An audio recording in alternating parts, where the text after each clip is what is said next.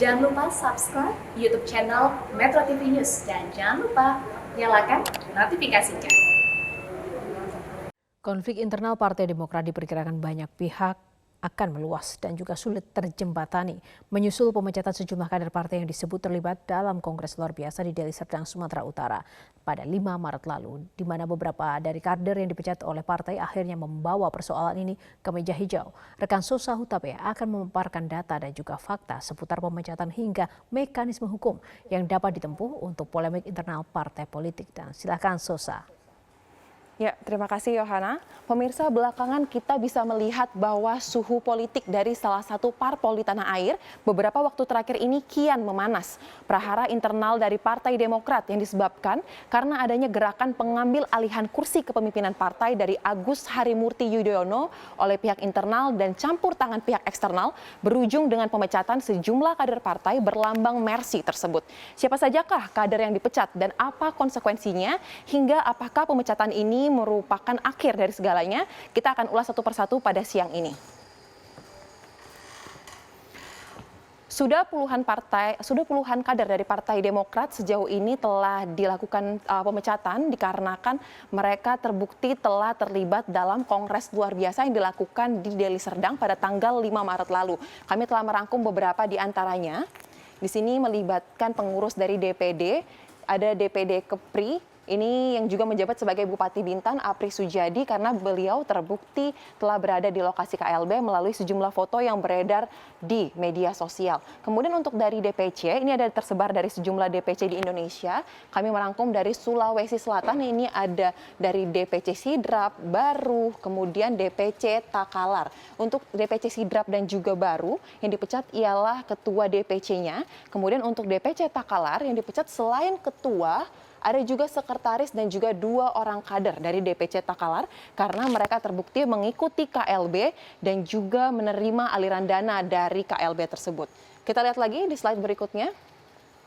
Masih dari Sulawesi Selatan yang dipecat juga ketua DPC-nya. Kemudian dari Jawa Timur ini ada pemecatan dari wakil ketua 1 DPC Sumeneb, Joni Junaidi, dan untuk DPC Ngawi yang dipecat ialah ketua DPC-nya Isnaini Widodo. Selain para kader yang merupakan pengurus di tingkat DPD dan juga DPC, kader-kader senior yang sejak awal ikut membangun Partai Demokrat juga ikut dipecat karena disebut menjadi penggagas dari KLB yang mengukuhkan Muldoko, kepala staf presiden, sebagai ketua umum Partai Demokrat versi KLB. Tak terima dipecat dan menyebut pemecatan tersebut merupakan bentuk arogansi dari kepemimpinan AHY.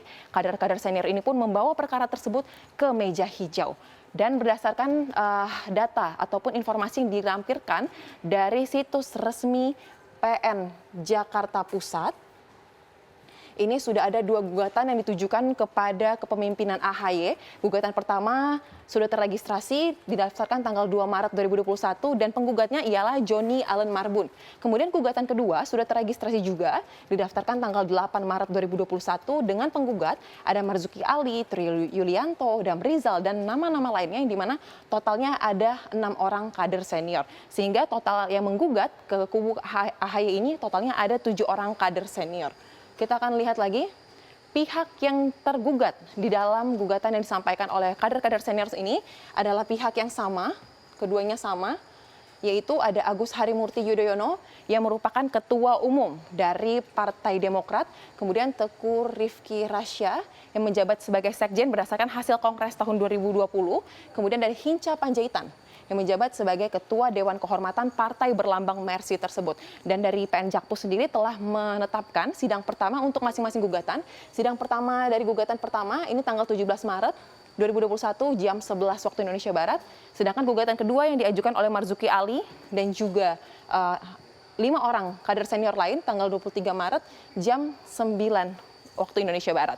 Melihat kasus perpecahan dari partai-partai lain, maka pemecatan terhadap kader-kader Demokrat ini akan menjadi momen legitimasi dari kader yang dipecat untuk mendapatkan penguatan atas perjuangan mereka. Kemudian karena komunikasi di antara kedua belah pihak ini biasanya sudah buntu, maka mau tidak mau penyelesaian melalui meja hijau menjadi satu-satunya solusi. Lantas sebenarnya pemirsa, jika kita melihat ke Undang-Undang Partai Politik sebagai payung hukum dari mekanisme partai politik, maka ada sejumlah mekanisme yang dapat ditempuh ditempuh untuk menyelesaikan perselisihan internal di partai, dan ini dimuat dalam pasal 32 serta pasal 33. Kita lihat satu-satu. Berdasarkan Undang-Undang Partai Politik Nomor 2 Tahun 2011, di pasal 32-nya, jika ada perselisihan di partai politik akan diselesaikan oleh internal parpol dengan mengikuti ADART partai politik tersebut. Dan yang melakukan penyelesaian ini ialah Mahkamah Partai Politik atau sebutan lain yang ditentukan oleh undang-undang. Kemudian untuk tenggat waktunya sendiri, penyelesaian di internal oleh Mahkamah Partai Politik, waktunya paling lambat atau maksimal ialah 60 hari. Kemudian kita lihat lagi di pasal 33, jika penyelesaian melalui mekanisme internal yang dimuat dalam pasal 32, yaitu melalui Mahkamah Partai Politik ini tidak tercapai, maka penyelesaian perselisihan akan dilakukan melalui pengadilan negeri. Sebenarnya penyelesaian melalui PN ini merupakan penyelesaian yang bersifat final dan juga akhir, namun dimungkinkan untuk langsung membawa perkara tersebut ke tingkat kasasi, yaitu kepada MA, dan ini merupakan pemeriksaan yang terakhir. Dan harus kita ketahui juga bahwa pemeriksaan di MA ini paling lama hanya berdurasi selama 30 hari sejak memori kasasi terdaftar. Artinya lebih singkat jika dibandingkan dengan PN, karena pemeriksaan di MA ini hanya berdasarkan dengan judex juris. Kemudian jika ternyata kader yang dipecat ini juga menjabat sebagai anggota dewan, maka tentunya ada konsekuensi yang harus diterima karena telah dipecat dari partai politik. Berdasarkan pasal 239 Undang-Undang MD3 di ayat 1C ini dituliskan bahwa jika anggota dewan ini dapat berhenti antar waktu atau di tengah masa jabatannya dikarenakan meninggal dunia, mengundurkan diri dan diberhentikan. Diberhentikan ini dimuat dalam pasal 239 ayat 1C, dan kemudian ada penjelasan lanjutannya di pasal ayat 2, kemudian ini huruf D dan juga huruf G yang mengatakan bahwa pada intinya anggota dewan tersebut diberhentikan karena adanya keputusan partai politik sesuai dengan undang-undang yang berlaku. Dan kemudian di pasal 241 ayat 1, pemberhentian dari kader parpol tersebut baru sah setelah adanya putusan pengadilan yang telah memperoleh kekuatan hukum tetap. Jadi selama gugatan dari kader yang dipecat ini masih berlangsung atau belum ada memiliki keputusan dari hakim yang berkekuatan hukum tetap, maka pemecatannya belum bisa dikatakan secara sah. Kita lihat lagi di pasal berikutnya.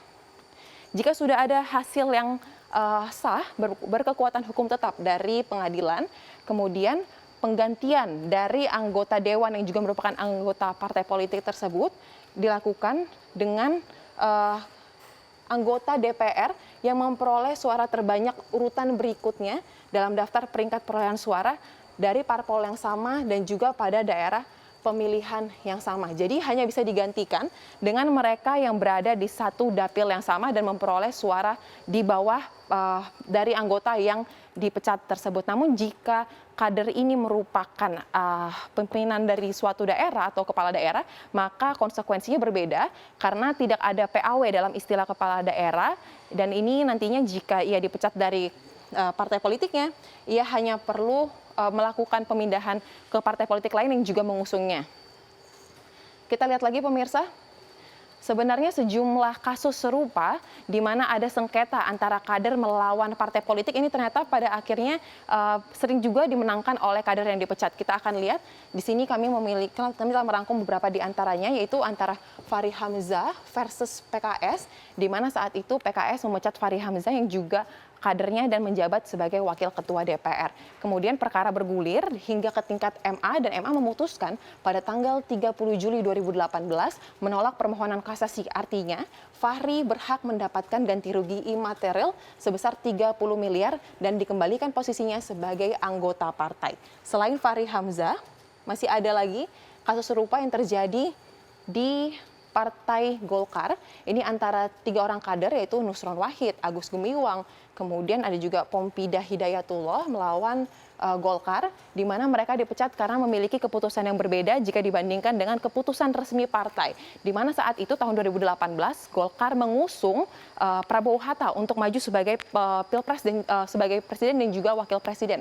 Sementara itu ketiganya mengusung Jokowi dan juga JK. Kemudian perkara pun bergulir di meja hijau hingga akhirnya dimenangkan oleh kader, dan pada saat itu Nusron Wahid dan juga Agus Gumiwang pun akhirnya dapat duduk kembali sebagai anggota dari Partai Golongan Karya. Demikianlah pemirsa mengenai fact check pada kali ini, pemecatan kader partai memang seharusnya dilakukan sesuai dengan ketentuan yang disepakati bersama dalam ADART. Namun bagi kader yang dipecat tidak perlu khawatir karena berdasarkan Undang-Undang Partai Politik telah disediakan mekanisme hukum yang bisa ditempuh demi memperoleh keadilan yang objektif. Demikian Yohana, kembali ke Anda. Baik, terima kasih Souza untuk ulasannya.